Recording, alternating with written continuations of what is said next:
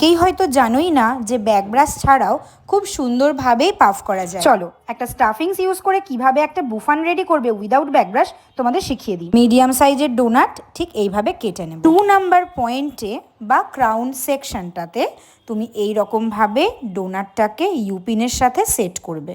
কিভাবে ইউপিনটাকে সেট করবে সেটাও দেখো, আমি ভিডিও তোমাদেরকে দেখিয়ে দিয়েছি। এই ডোনাটটা কি হয় জানো তো, মাঝে মাঝে নিচের দিকে এই রকম পড়ে যেতে পারে, সেই জন্য মিডিল সেকশনটাকেও কিন্তু ক্রিস ক্রসে লক করে। এবার তোমরা বুফান করার জন্য যেরকম পাতলা পাতলা সেকশন নাও আর ব্যাক ব্রাশ করো, এটা তোমরা কি করবে, সেকশনটা নেবে, তবে তোমরা ব্যাক ব্রাশ করবে না, ডিরেক্টলি ওই যে ডোনাটটা তার উপরে একদম সুন্দর করে সেট। এই হেয়ারস্টাইলের ফিনিশিং কিন্তু যথেষ্ট সুন্দর হয়, তোমরা দেখতেই পাবে। আর একটু ওয়েট করো, আমি এখানে একটু শাইন স্প্রে ইউজ করেছি আর খুব নিট অ্যান্ড ক্লিন করে ওই বুফানটাকে রেডি করেছি। পরিপাটি করে যখন বুফানটা হয়ে যাবে তুমি খেয়াল করতে পারবে এই বুফানটা বেশ স্ট্রং হয়। এর উপরে তুমি ওড়না মুকুট সমস্ত সেট করতে পারো, নড়া চড়া নাচ যা খুশি করবে, কিন্তু কোনো রকমভাবে এই পাফ কিন্তু হিলে হুলে পড়ে যাবে না।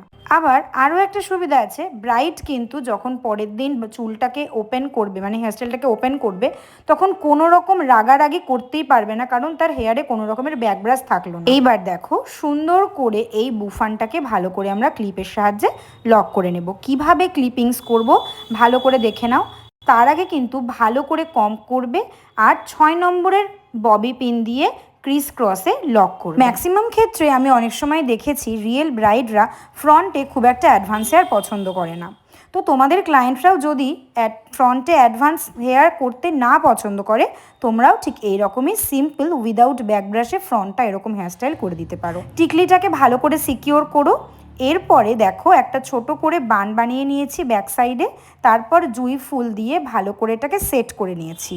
সামার সিজনের ম্যাক্সিমাম ব্রাইড কিন্তু এই জুঁই ফুল অ্যারেঞ্জ করে এবং এরকম সুন্দর পরিপাটি নিট অ্যান্ড ক্লিন একটা হেয়ারস্টাইল চাইও। আমার এই হেয়ারস্টাইলের ভিডিওটা কতটা হেল্পফুল হলো তোমাদের জন্য অবশ্যই কমেন্ট করে জানিও।